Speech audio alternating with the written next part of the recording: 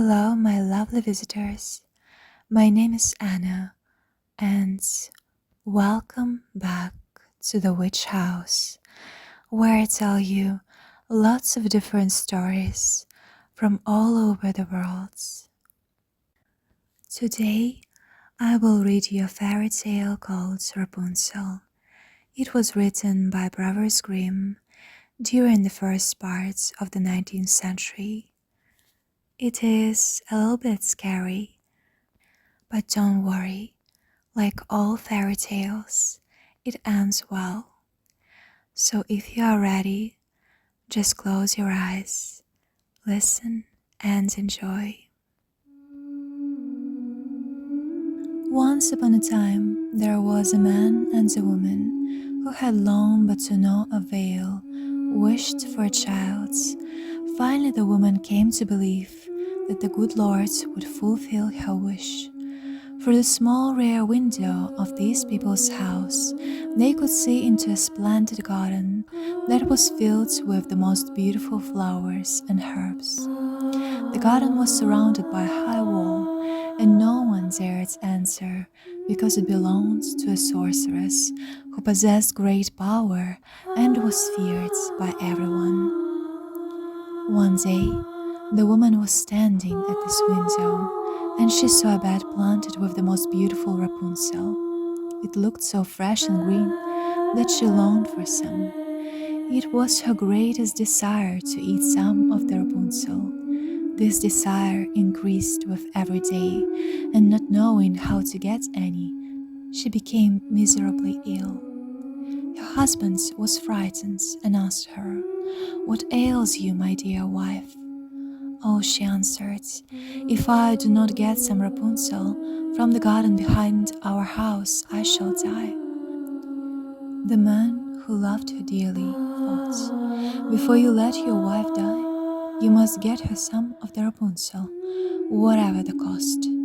So just as it was getting dark, he climbed over the high wall into the sorcerer's garden, hastily dug up a handful of Rapunzel, and took it to his wife. She immediately made a salad from it, which she devoured eagerly.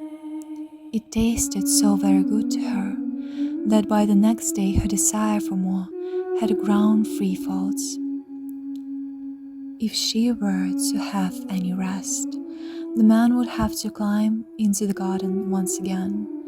Thus he set forth once again, just as it was getting dark. But no sooner than he had climbed over the wall than, to his horror, he saw the sorceress standing there before him. "How can you dare," she asked with an angry look, "to climb into my garden and like a thief to steal my Rapunzel? You will pay for this." "Oh," he answered, "let mercy overrule justice. I came to do this out of necessity. My wife saw your Rapunzel from our window, and such a longing came over her that she would die if she did not get some to eat." The sorceress' anger abated somewhat, and she said, "If things are as you say, I will allow you to take as much Rapunzel as you want, but under one condition. You must give me the child that your wife will bring to the world. It will do well, and I will take care of it like a mother." In his fear, the man agreed to everything. When the woman gave birth, the sorceress appeared, named the little girl Rapunzel, and took her away. Rapunzel became the most beautiful child under the sun. When she was 12 years old, the sorceress locked her in a tower that stood in a forest, and that had neither a door nor a stairway, but only a tiny little window at the very top. When the sorceress wanted to enter, she stood below and called out, "Rapunzel, Rapunzel, let down your hair to me." Rapunzel had splendid long hair, as fine as spun gold. When she heard the sorceress' voice, she untied her braids, wound them around the window hook, let her hair fall 20 yards to the ground, and the sorceress climbed up it. A few years later, it happened that a king's son was riding through the forest. As he approached the tower, he heard a song so beautiful that he stopped to listen. It was Rapunzel, who was passing the time by singing with her sweet voice. The prince wanted to climb up to her and looked for a door in the tower, but none was to be found.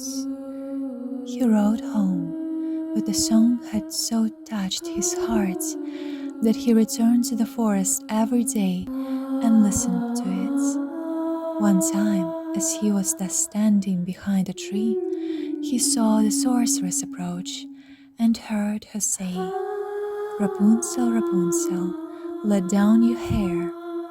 Then Rapunzel let down her strands of hair, and the sorceress climbed up them to her. "If that is the ladder into the tower, then sometime I will try my luck," thought the prince.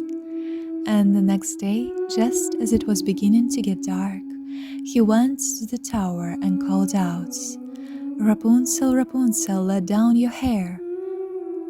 The hair fell down, and the prince climbed up.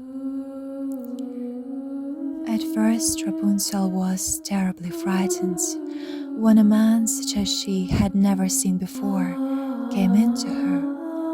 However, the prince began talking to her in a very friendly manner, telling her that his heart had been so touched by her singing that he could have no rest until he had seen her in person. Then Rapunzel lost her fear, and when he asked her if she would take him as her husband, she thought, "He would rather have me than would old Frau Goethel." She said yes and placed her hands into his. She said, "I would go with you gladly, but I do not know how to get down. Every time that you come, bring a strand of silk from which I will weave a ladder. When it is finished, I will climb down and you can take me away on your horse." They arranged that he would come to her every evening, for the old woman came by day. The sorceress did not notice what was happening until one day Rapunzel said to her, "Frau Goethel, tell me why it is that you are more difficult to pull up than is the young prince who will be arriving any moment now." "You godless child," cried the sorceress, "what am I hearing from you? I thought I had removed you from the whole world, but you have deceived me nonetheless." In her anger, she grabbed Rapunzel's beautiful hair, wrapped it a few times around her left hand, grasped a pair of scissors with her right hand, and snip-snap cut it off. And she was so unmerciful that she took Rapunzel into a wilderness where she suffered greatly. On the evening of the same day that she sent Rapunzel away, the sorceress tied the cut of hair to the hook at the top of the tower, and when the prince called out, "Rapunzel, Rapunzel, let down your hair," she let down the hair. The prince climbed up, but above, instead of his beloved Rapunzel, he found the sorceress, who peered at him with poisonous and evil looks. "Aha!" she cried scornfully. "You have come for your mistress, darling, but that beautiful bird is no longer sitting in her nest, nor is she singing anymore. The cat got her, and will scratch your eyes out as well. You have lost Rapunzel. You will never see her again." The prince was overcome with grief. and in his despair, he threw himself from the tower. He escaped with his life, but the thorns into which he fell poked out his eyes. Blind, he wandered about in the forest, eating nothing but grass and roots, and doing nothing but weeping and wailing over the loss of his beloved wife. Thus he wandered about miserably for some years, finally happening into the wilderness where Rapunzel lived miserably with the twins that she had given birth to. He heard a voice and thought it was familiar. He advanced toward it, and as he approached, Rapunzel recognized him and, crying, threw her arms around his neck. Two of her tears fell into his eyes, and they became clear once again, and he could see as well as before. He led her into his kingdom, where he was received with joy, and for a long time they lived happily and satisfied.